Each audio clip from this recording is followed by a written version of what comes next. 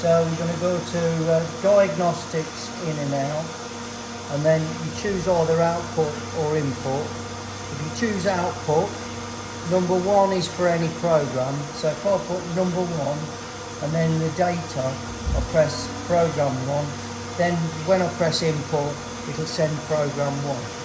If I type in there, all, as in A-L-L,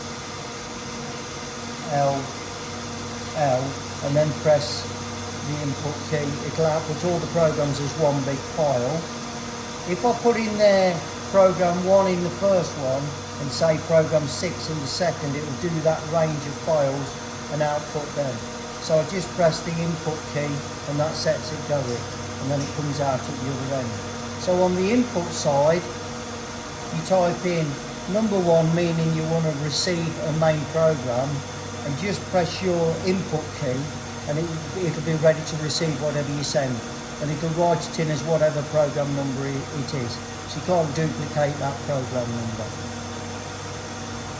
And that's it.